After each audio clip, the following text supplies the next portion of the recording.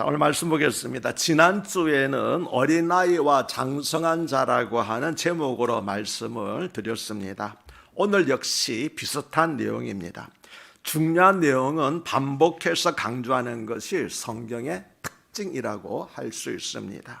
왜냐하면 인간의 타락한 본성은 고집세 망아지와 같아서 한 번 말 안 나고 알아듣는 것고 그리고 실천하는 것이 아니기 때문입니다. 오늘 본문의 내용을 먼저 간단히 요약하면 다음과 같은 내용입니다. 우리는 그리스도의 도, 여기 도라고 하는 것은 말씀이라는 뜻이도 됩니다. 도의 초보의 상태에서 머무르지 말고 더욱 성숙한 길, 신앙의 길로 나가야 됩니다. 그리고 하나님의 은혜와 능력까지 맛본 사람들이 다시 타락하여 주님을 떠나면 다시 회개에 이르도록 새롭게 할 수가 없습니다.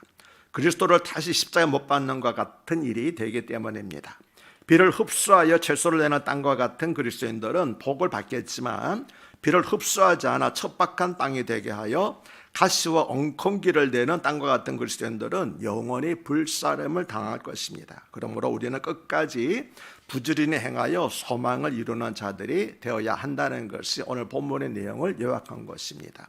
오늘 본문 내용 가운데서는 조금 오해할 부분들이 있고 또 사실 성경의 난제 가운데 하나인 부분들, 왜냐하면 우리가 신앙생활 하다가 영원히 구원받지 못할 만큼 타락할 수가 있습니까? 라고 하는 그런 문제를 다루고 있기 때문에 성경의 난제 가운데 하나도 포함되어 있는 그런 본문이 오늘 본문입니다. 우리 먼저 1절부터 3절을 다시 읽겠습니다. 그러므로 우리가 그리스도의 도의 초보를 버리고 죽은 행실을 회개함과 하나님께 대한 신앙과 세례들과 안수와 죽은 자의 부활과 영원한 심판에 관한 교훈의 틀을 다시 닦지 말고 완전한 대로 나아갈지니라. 하나님께서 허락하시면 우리가 이것을 하리라. 아멘. 여기서 그리스도의 도, 즉 말씀의 초보가 무엇인가 하는 것에 대해서는 여러 가지 견해가 있지만 이 히브리서의 수신자들이 유대인 공동체라는 사실을 감안한다면은 유대교의 간섭과 연관된 어떠한 것을 의미한다라고 하는 것이 대다수 신학자들의 견해입니다. 즉 여기서 말하는 그리스도 도의 초보라고 하는 것은 구약을 기본으로 한 유대교에서 가르치는 교리이고 그리고 기독교에서도 그대로 받아서 가르치고 하는 공통된 교리를 가리켜서 그리스도의 도의 초보라고 그렇게 말한다는 것입니다. 기독교는 어느 날 갑자기 하늘에서 뚝 떨어진 것이 아닙니다. 기독교는 구약을 기본으로 하는 유대교에서 나온 것이기 때문입니다. 즉 모세 율법에 중심된 구약을 모판으로 하되 그 이후에 예수님의 구속이 중심이 된 신약을 기본으로 하여서 새롭게 탄생한 신앙 공동체가 바로 기독교라고 하는 것입니다. 그냥 갑자기 떨어진 것이 아니라 유대교에서 나왔다고 하는 것이죠. 교회 역시 신학시대 유대인 신앙 공동체인 회당을 배경으로 탄생한 것입니다. 그래서 회당의 예배 형태와 교회 예배 형태에는 유사한 점이 많이 있는데 특히 예배가 기도와 설교 중심이라는 점에서 특별히 회당과 교회 예배 형태가 유사한 점이 많이 있습니다. 히브리서의 저자는 그리스도의 도의 초보를 2개씩 3개 쌍으로 된 6가지, 모두 6가지 항목으로 구분을 했습니다. 첫 번째 쌍은 죽은 행실을 회개하는 것과 하나님께 대한 신앙입니다. 두 번째 쌍은 세례들과 안수입니다. 세 번째 쌍은 죽은 자의 부활과 영원한 심판입니다. 첫 번째는 죽은 행실을 회개함과 하나님께 대한 신앙인데 여기서 말하는 죽은 행실이란 예수 그리스도를 믿기 전에 이전의 삶의 태도를 가리켜서 죽은 행실이라고 말합니다.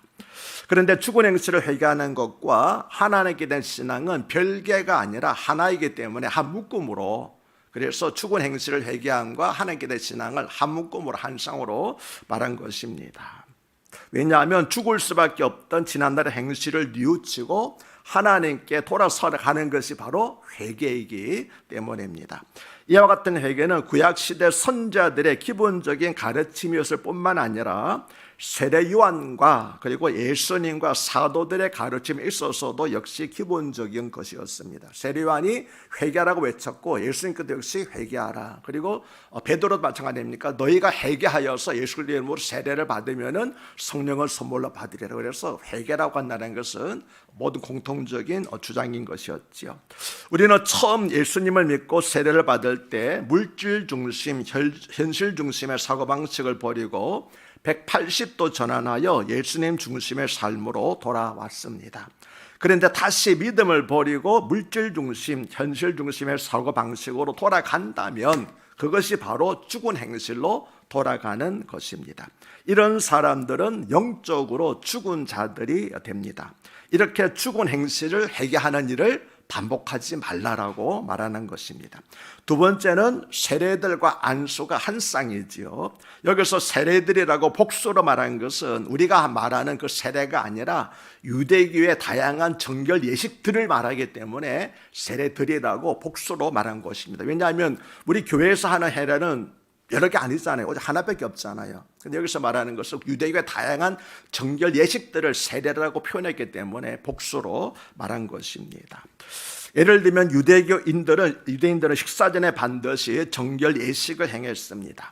혹시 집 밖에서 묻어올 수 있는 자신도 모르는 부정함으로부터 깨끗해지기 위함이었습니다. 또 부정한 물건이라 사람과 접촉했을 때도 몸을 씻었으며 산모가 아이를 출산한 후에도 정결 예식을 행해야 했습니다. 왜냐하면 몸에 피가 묻었기 때문에. 그래서 정결 예식을 행해야 됐던 거지요. 그리고 구약시대 안수는 몇 가지 의미를 갖고 있었는데, 첫째는 속죄를 드리는 사람이 자신의 죄를 소나 양에게 전가시키는 것입니다. 두 손으로 머리에, 그렇죠? 희생제물 머리에다가 안수하는 것은 축복받아라는 뜻이 아니라 내 죄가 이쪽으로 옮겨가라고 하는 그런 것이었습니다. 두 번째는 안수하는 것은 축복을 선언하는 것이고, 세 번째는 직분을 줄 때에 하나님의 은사가 그에게 부어지기를 바라는 마음에서 안수를, 세 가지 측면에서 안수를 했습니다. 첫 번째 어떻게 한다고요? 내 죄가 희생제물에게 전가되도록 하기 위해서 안수하는 것이고, 두 번째는 축복을 빌 때 안수했고, 세 번째는 직분을 줄 때 안수를 하였습니다.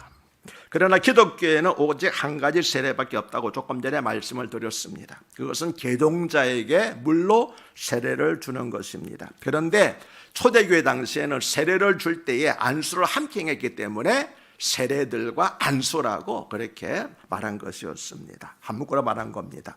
그런데 세례들과 안수에 대한 교훈을 다시 하지 말라고 한 것은 두 가지 이유였는데, 첫 번째는 주님 안에서는 말씀과 기도로 모든 것이 깨끗해지기 때문에 새삼스럽게 정결 예식을 할 필요가 없다고 하는 거죠. 그래서 하지 말라고 하는 것이었고, 두 번째는 하나님을 떠나서 죽은 행실을 하였다가 다시 돌아오면 또 세례를 받게 되는데 그런 일을 되풀이하지 말라라고 권한 것이었습니다. 세 번째는 죽은 자의 부활과 영원한 심판이 한 짝이죠. 왜냐하면 이것도 동시에 일어날 일이기 때문에 그렇습니다. 이것은 미래에 일어날 일, 즉 종말론에 관한 가르침입니다. 그런데 유대교에서는 모든 사람이 죽은 자의 부활과 영원한 심판을 믿은 것은 아닙니다. 여러분 잘 아시는 것처럼 바리새인과 사두개인들은 믿는 것이 틀렸지요. 그러면은 부활과 죽은 자의 부활과 영원한 심판을 믿는 사람들은 바리새인들이었습니까? 사두개인들이었습니까? 바리새인들이었죠. 전통적인 교리를 받아들이는 바리새인들은 죽은 자의 부활과 영원한 심판을 믿었지만 아주 현실적인 사두개인들은 그거를 믿지를 않았습니다. 그러나 죽은 자의 부활과 영원한 심판은 반드시 있습니다. 죽은 자가 부활하는 이유가 바로 영원한 심판을 받기 위한 것이기 때문입니다. 신약성경 역시 마지막 때에 각자가 행한 일에 대해서 하나님 앞에서 심판을 받게 된다고 가르치고 있습니다. 그리고 그 일은 언제요? 예수님께서 재림하실 때 일어날 것입니다. 그러니까 예수님께서 재림하시는 목적도 두 가지입니다. 어떻게 두 가지입니까? 첫 번째 목적은 뭡니까? 악한 세상을, 악한 자를 심판하기 위해서 하시는 거고, 두 번째는 우리를 영원히 구원하시기 위해서. 그래서 두 가지 목적으로 재림하시는 거죠. 그런데 교회를 떠났다가 다시 온 사람들은, 돌아온 사람들은 신앙의 초보자가 배워야 될 교리를 또 다시 배워야 되기 때문에 그래서 뭡니까? 죽은 자의 부활과 영원한 심판에 대한 것도 다시 배울 그런 일을 반복하지 말라. 그러니까 교회를 떠나지 말라라고 하는 것을 계속해서 강조한 것이었습니다. 앞에서 말씀드린 6가지 가르침은 처음 교회에 나온 사람들이 세례를 받기 전에 받는 교육의 주제들입니다. 우리 교회에서도 세례 받기 전에, 세례 문답하기 전에 바로 이 똑같은 공부를 시키고 있는 것이지요. 히브리서 저자는 2절 하반절에서 이러한 초보적인 교훈의 털을 다시 닦지 말고 완전한 대로 나아가라고 권면을 하였습니다. 이미 세례를 받은 성도들은 이런 초보적인 교리 말씀에서 벗어나서 좀 더 성숙한 주제의 말씀들을 훈련받아야 한다는 것입니다. 그런데 믿은 지 오래된 성도들도 계속해서 이런 주제의 말씀에만 머물러서 믿음이 성장하지 않으니까 이제는 제발 이런 초보된 신앙에서 벗어나서 성숙한 믿음을 가지고 하나님의 사역에 동참하는 자가 되라라고 그렇게 권면하고 있는 것입니다. 안타까운 마음으로 호소한 것입니다. 그런데 그는 3절에서 하나님께서 허락하시면 우리가 이것을 하리라고 말하였습니다. 이것이 뭡니까? 신앙이 성숙하는 것. 이것이 우리 힘으로 노력으로 되는 것이 아니라 하나님께서 허락하셔야 된다고 하는 것이죠. 우리 성경에는 빠져있지만 원문이 헬러 성경을 보면은 참으로라고 하는 뜻인 페르라고 하는 단어가 이 문장에 포함되어 있습니다. 참으로 하나님이 허락하시면 우리가 이것을 한다라고 강조하고 있습니다. 이것은 신앙의 성장은 오직 하나님께서 도와주실 때만 가능하게 된다는 사실입니다. 그래서 현대는 3절을 하나님께서 허락하시면 우리는 계속 성장할 수 있습니다라고 번역을 하였습니다. 그러므로 그리스도인들이 초보적인 상태에서 벗어나서 완전한 대로 나아가는 것, 다시 말하면 신앙의 성장은 하나님께서 주시는 가장 귀한 은혜 가운데 하나라고 하는 것입니다. 이어지는 4절로부터 6절은 배교, 다시 말하면 기독교 신앙을 떠나는 것에 대한 경고입니다. 우리 4절로부터 6절을 다시 한번 읽겠습니다. 한번 빛을 받고 하늘의 은사를 맛보고 성경에 참여한 자가 되고 하나님의 선한 말씀과 내세의 능력을 맛보고도 타락한 자들은 다시 새롭게 하여 회개할 수 없나니 이는 그들이 하나님의 아들을 다시 십자가에 못 박아 드러내놓고 욕되게 함이라. 사실 이 말씀은 참으로 두려운 말씀이잖아요. 뭡니까? 범죄하게 되면 다시 회개할 수 없다는 말처럼 들리기 때문에 나는 하루에도 여러 번씩 범죄하는데 그러면 나는 회개가 없단 말인가라고 두려움을 가질 수가 있습니다. 특별히 장로교에서 가르치는 성도의 견인교리에도 맞지 않는 것 같습니다. 성도의 교리는 무엇입니까? 한 번 구원받은 성도는 하나님의 은혜로 말미암아 끝까지 그 믿음을 버리지 않고 지키게 된다고 하는 것이 성도의 견인교리거든요. 근데 오늘 말씀 보면은 끝까지 믿음을 지키는 것이 아니라 타락할 수 있다라고 말하고 있잖아요. 그러니까 성도의 견인교리에도 맞지 않는 것 같아서 아까 처음 말씀드린 것처럼 소대 말씀드린 것처럼 성경의 난제 가운데 하나입니다. 이 문장이. 그럼 정말 믿던 사람들을 잘 믿던 사람들도 타락할 수 있다는 말인가 라고 하고 우리가 고민하게 되는 거죠. 하지만 성경을 해석하는 제1원리는 문맥을 잘 관찰하는 것입니다. 제1원리는 다른 게 아니에요. 문맥을 보는 거예요. 어떤 상황에서 어떤 문맥에서 누구에게 어떤 의도로 이 말씀을 했느냐 하는 것을 관찰해내는 것이 가장 중요하다고 하는 것입니다.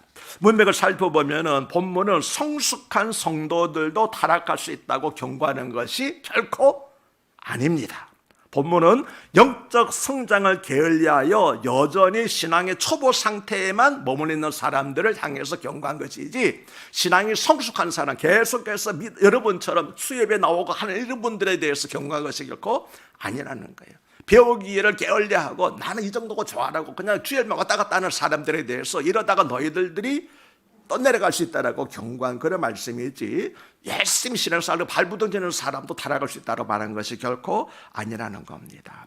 다시 말하면 신앙의 초보 상태에만 계속 머물러 있기를 원하는 사람들은 유혹과 시험에 약해서 쉽게 믿음이 흔들리고 타락하기 쉽다는 것입니다.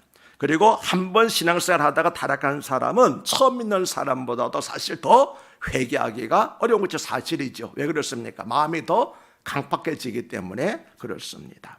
그러므로 초보에 머물러 있지 말고 완전한 대로 나아가라고 신앙생활을 독려하는데 이 문장에 이 말씀하는 의도가 있는 것이지, 여러분 신앙생활 잘하더라도 타락할 수 있습니다라고 말한 것이 결코 아니라고 하는 것입니다. 누구든지 신앙생활 어느 시점에 특히 견디기 어려운 고난을 당했을 때에 마음이 무뎌지고 믿음이 약해지는 것을 경험할 수도 있습니다. 저도 전에 말씀드렸지만 저도 목사였고 선교사였지만 선교사를 하다가도 마음에 실망할 때가, 답답할 때가 있고 좌절할 때가 있잖아요. 근데 그걸 말하는 거 아니에요. 만약에 그런 사람들 타락했다고 말한다고 그러면은 뭐 누가 설 수 있겠습니까? 하지만 영적인 타락은 그런 것과는 근본적으로 다릅니다. 영적으로 타락하는 것은 주님에게서 완전히 돌아서서 복음을 해방하고 대적하는 자리에 서는 것을 말합니다. 우리가 조금 낙심하고 좌절할 때는 있지만 우리가 주님을 대적하고 복음을 해방하는 것은 아니잖아요. 주여 용서해 주십시오라고 그렇게 하는 것이지, 그렇죠? 우리가 낙심하고 좌절했을 때도 내 믿음이 약한 것을 주님 앞에 항상 부끄러이 여기는 것이지 대적과 해방하는 건 아니잖아요. 영적 타락이라는 것은 본격적으로 의도적으로 주님을 해방하고 대적하는 자들을 가리켜서 오늘 본문에서 말하는 영적으로 타락한 자라고 말하는 것입니다. 왜 믿음으로 시작하는 사람에게도 이런 일이 일어날 수 있는 것일까요? 믿음이 자라지 않고 계속해서 초보 단계에 머물러만 있을 때에 그런 위험에 빠질 수가 있다는 것입니다. 그러므로 인내를 가지고 계속해서 주님을 닮아가는 일에 열심을 내야 한다고 독려하는 것이 히브리서 저자의 의도였던 것입니다. 이제 4절과 6절을 좀 더 자세히 살펴보겠습니다. 먼저 4절에 한번 빛을 받고 하늘의 은사를 맛보고 성령에 참여한 바가 되려고 하는 말씀에서 한번 빛을 보고라고 하는 것은 복음을 받아들이고라고 하는 뜻입니다. 또 하늘의 은사를 맛보고라고 하는 것은 세례와 성찬식에 참여하고라고 하는 의미입니다. 그리고 성령에 참여한 바가 되고라고 하는 것은 성령을 나누어 가진 자가 되고라고 하는 그런 의미입니다. 그러면 5절에 하나님의 선한 말씀과 내세의 능력을 맛보고다는 말씀은 어떤 뜻일까요? 먼저 하나님의 선한 말씀을 맛보았다고 하는 것은 하나님의 말씀을 들을 때에 은혜 받은 경험이 있다는 것입니다. 그리고 내세의 능력을 맛보았다고 하는 것은 예배를 통해서 천국 잔치의 기쁨을 간접적으로 경험했다고 하는 것입니다. 그러나 잘 들으십시오. 이러한 경험은 좋은 책을 읽었을 때와 좋은 영화를 보았을 때의 감동 이상은 아니라는 것입니다. 그러므로 여러분도 진정으로, 왜냐하면 진정으로 하나님의 선한 말씀과 내세의 능력을 맛보는 사람은 결코 타락할 수가 없기 때문입니다. 그렇기 때문에 여러분, 오늘 설교 참 좋았다, 오늘 찬양이 참 좋았다라고 말하는 것의 위험성이 바로 여기에 있는 겁니다. 내가 평가하는 상태에 있는 거 아니에요. 내가 은혜 받았다고 말해야 되는 것이지, 설교 좋았다, 찬양 좋았다라고 내가 평가하는 수준에 있는 것은 뭡니까? 좋은 음악을 들었을 때 참 듣기 좋다라고 하는 것과 별로 차이가 없다는 것이죠. 그렇게 예배 참여해서는 절대로 안 된다는 거예요. 6절은 이런 경험을 하고도 타락한 사람들은 다시 회개하여 새롭게 할 수 없나니 이는 그들이 하나님의 아들을 다시 십자가에 못 박아 드러내놓고 욕되게 함이라고 경고합니다. 드러내놓고 욕되게 함이라. 위의 신앙 경험들을 하고도 믿음을 버리면은 다시 회개에 이르도록 새로운 마음을 가질 수 없다는 것입니다. 이것은 믿음을 버리면 다시 회복하는 것이 거의 불가능하다는 사실을 경고한 것입니다. 그러나 앞에도 말씀드린 것처럼 이 말씀은 일단 세례를 받은 후 죄를 지으면 다시 용서를 받지 못한다는 말이 결코 아닙니다. 만일 그렇다면 제가 주일 오전 예배 때마다 선포하는 요한일서 1장 9절의 말씀, 만일 우리가 죄를 자백하면 그는 미쁘시고 의로우사 우리 죄를 사하시며 우리를 모든 불의에서 깨끗게 하실 것이라는 말씀이 없어야 할 것입니다. 그렇지 않습니까? 우리가 죄를 범하지 말아야 되잖아요. 그런데 항상 뭡니까? 우리가 죄를 짓는다는 것을 전제라고 했잖아요. 제가 1장 9절, 요한일서 1장 9절을 말했자면 10절은 만일 내가 죄 없다고 그러면은 하나님 앞에서 거짓말하는 자요라고 말하고 있습니다. 우리는 예수 믿고 난 다음에도 항상 범죄할 수 있습니다. 그러나 드러내놓고 예수님을 대적하는 것은 아니라는 거예요. 마음은 원해지만 육신이 연약해서 그렇지만 드러내놓고 적극적으로 대적하는 건 아니라는 것이지요. 또 사도 바울 역시 고린도전 10절에서 비록 타락하여 교회에서 쫓겨난 자라 할지라도 그가 진심으로 회개하고 돌아오면 받아들이라고 말했습니다. 이해가 되십니까? 그러면 어떻게 해서 히브리서 저자는 여기서 이 말을 하고, 그러면은 왜 고린도서에서는 바울이 왜 그런 말을 하고 있습니까? 그게 문맥이라는 거예요. 어떤 문맥에서 이 이야기를 하고 있는가 하는 것이 중요하다는 거예요. 이해가 되십니까? 근데 그것만 가지고 나오게 되면은 오해할 수 있다는 것이죠. 그러므로 6절에서 말하는 타락한 자들은 믿음을 버리고 이제는 도리어 그리스도의 적이 되어서 그리스도를 대적하고 성령의 능력을 부인하여 성령의 일을 해방하는 사람들을 가리키는 것이지, 육신에 연약하여서 실족하는 사람들, 좌절하는 사람들을 가리킨 것이 결코 아니라는 것입니다. 예수님을 믿던 자가 타락하면 이와 같이 교회를 비방하고 성경을 책잡으며 성령을 책잡으며 심지어는 예수님이 하나님의 아들이라고 배척하는 경우가 많이 있습니다. 이런 자들은 예수님을 다시 십자가의 못을 박는 것이 되므로 그들의 죄가 다시 용서받지 못한다는 말입니다. 예수님의 제자 중에 가롯 유다가 그런 자였고, 북한의 김일성, 그 다음에 소련의 스탈린, 독일의 히틀러가 바로 그런 자였습니다. 다 주일학교 출신들입니다. 그러나 실제로는 그들이 예수를 믿었던 사람들이 아니었지요. 요한일서 2장 19절은 이들에 대해서 정확히 이렇게 말씀하고 있습니다. 그들이 우리에게서 나갔으나, 우리와 함께 신앙생활을 한 것은 사실이다. 그런데 우리에게서 나갔다. 그런데 그 이유를 말하고 있습니다. 그들이 우리에게 나갔으나 우리에게 속하지는 아니하였다니, 만일 우리에게 속하였다라면 우리와 계속 함께 거했을 것이지만 그들이 나간 것은 다 우리에게 속하지 아니었음을 나타내라 합니다. 그들은 처음부터 우리에게 속한 것이 아니고 속한 것처럼 보였을 뿐이라고 하는 것이죠. 예수님께서도 여러분 알곡과 곡식과 가라지 비유해서 말씀하셨잖아요. 그 종이 저기 밭에 나갔다가 깜짝 놀라가지고, 주인님 누가 밭에다가 가라지를 뿌리고 갔습니다. 그러니까 뭐라고 그럽니까? 마귀가 했구나. 마귀가 밭은 교회의 비유잖아요. 마귀가 밭에다가 심어놨다는, 처음부터 예수를 믿은 사람이 아니고 마귀가 심은 자였다고 하는 거죠. 그래서 가룟 유다가 나간 것도 역시 처음부터 이렇게 심어놓은 자라고 하는 것입니다. 그들은 처음부터 기독교 공동체에 속한 자가 아니었다는 것이죠. 말하자면 그들은 처음부터 예수님께서 알곡과 가라지에 비해서 말씀하신 마귀가 심어놓은 가라지였다는 것입니다. 이 글을 기록할 당시는 특히 유대인 기독교인들에 대한 유혹과 핍박이 심할 때였습니다. 그런 이유로 현실의 핍박을 모면하기 위해서 기독교 신앙을 버릴 수도 있었던 환경이었습니다. 그래서 신앙이 흔들리고 있는 유대인 기독교인들에게 배교하지 말라고 강력한 어조로 경고한 것입니다.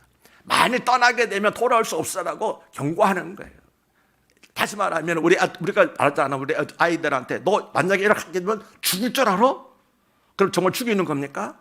아니잖아요. 그런 식으로 경고하는 거예요. 사랑하는 마음으로 한 번 더 떠나게 되면 못 돌아올 줄 알아. 경고하는 것이 뭡니까? 제발 떠나지 말라라고 부탁한다는 것이죠. 그것이 이제 문맥이라고 하는 것입니다. 결코 열심히 신앙생활을 하고 있는 성숙한 신앙인들에게 한 말씀이 아니라는 것입니다. 그래서 문맥을 살펴서 어떤 상황에서 누구에게 어떤 의도로 말해야 된다고 하는 것을 아는 것이 중요하다고 제가 말씀드린 것입니다. 이어지는 7절과 8절은 밭에 비유하여서 두 종류의 그리스도인들을 비교한 것입니다. 이 비유는 예수님께서 말씀하신 씨 뿌리는 자의 비유와 비슷한 것 같지만 초점이 다릅니다. 예수님이 말씀하신 씨 뿌리는 자의 비유는 그 초점이 어디냐면 씨 뿌리는 자이겠지만, 이 비유에서는 밭에 초점이 있다는 사실이 다릅니다. 우리 7절과 8절을 읽겠습니다. 땅이 그 위에 자주 내리는 비를 흡수하여 밭가는 자들이 쓰기에 합당한 채소를 내면 하나님께 복을 받고, 만일 가시와 엉겅퀴를 내면 버림을 당하고 저주함에 가까워 그 마지막은 불사람이 됨이라. 아멘. 본문은 그리스도인들을 땅으로, 즉 밭에 비유하고 있습니다. 비를 잘 흡수하는 땅은 밭을 가는 농부에게 좋은 채소를 냅니다. 이것은 말씀을 경청하여 들어 신령한 열매를 맺는 삶을 살아가는 그리스도인들을 비유한 것입니다. 이런 사람들은 주님께 복을 받는다는 것이지요. 그러나 비를 흡수하지 않는 척박한 땅은 가시덤불과 엉겅퀴를 냅니다.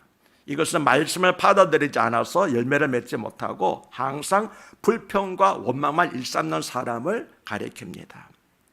그러므로 여러분은 가시덤불과 엉겅퀴를 내는 메마른 땅의 상태에 머물러 있지 마십시오라고 당부한 것이지요. 가시덤불과 엉겅퀴는 불평과 원망과 시기와 질투를 뜻합니다.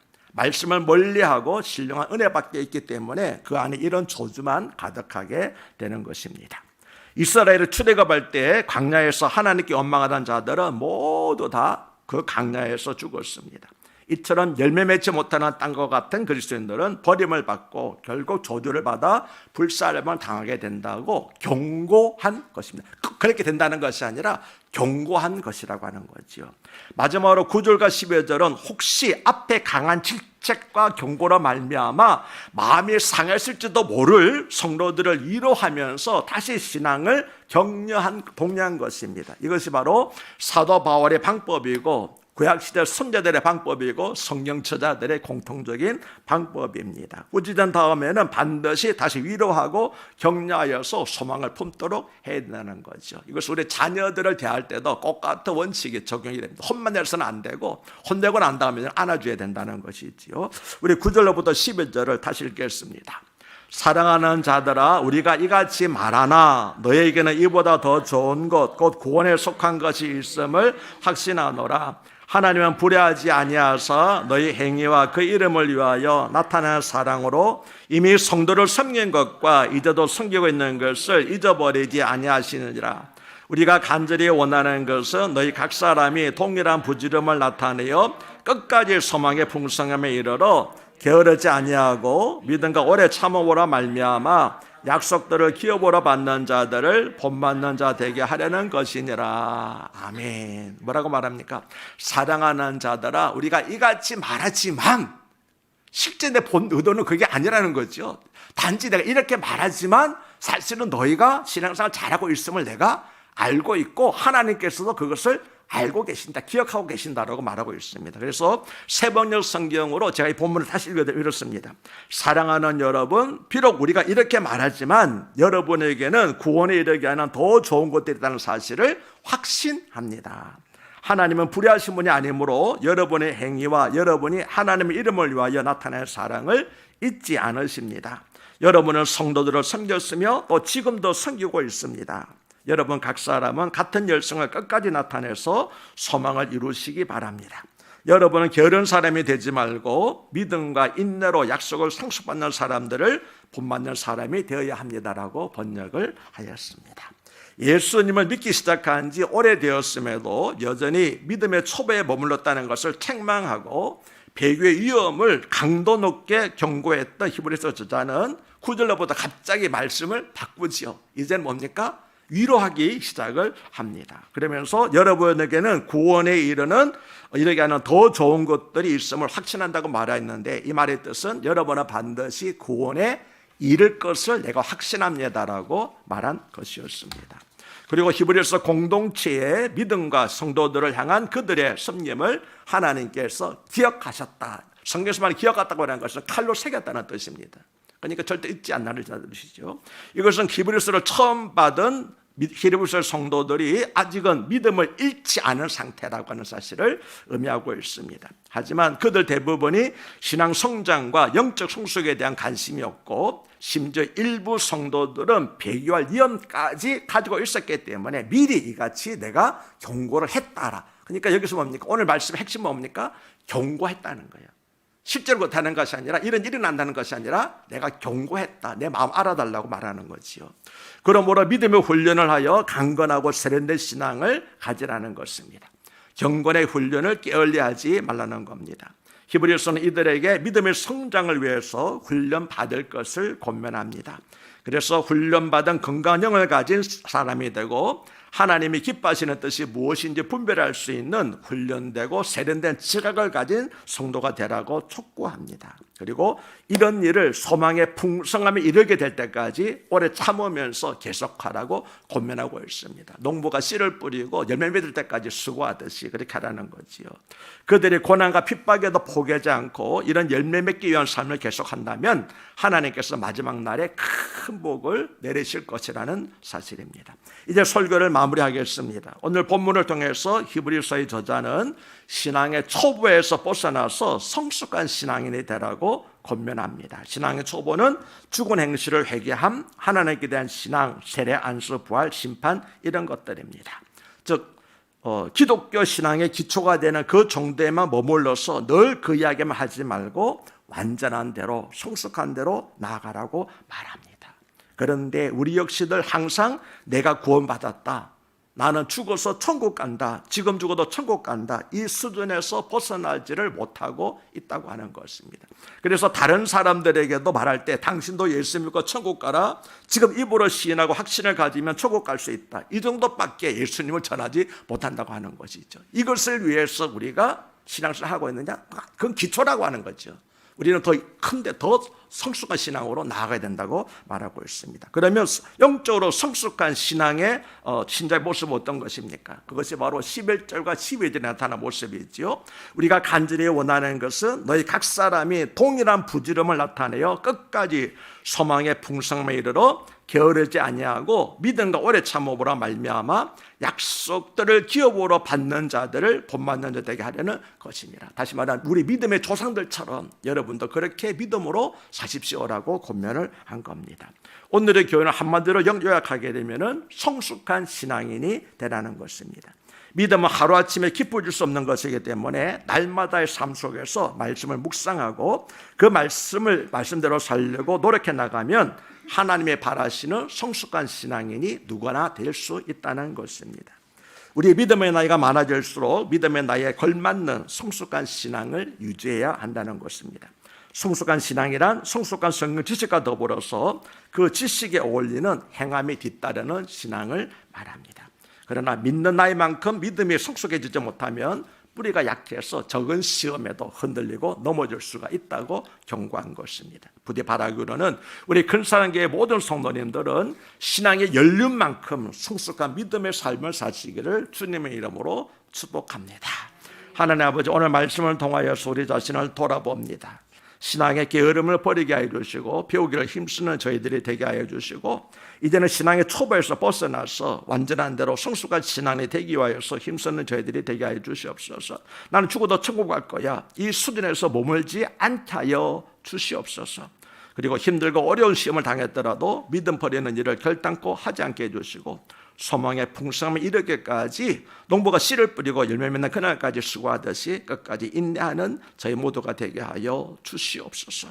이렇게 도와주시기를 바라고 원하며 우리 주 예수 그리스도의 이름 받들어 간곡히 기도드리옵나이다. 아멘.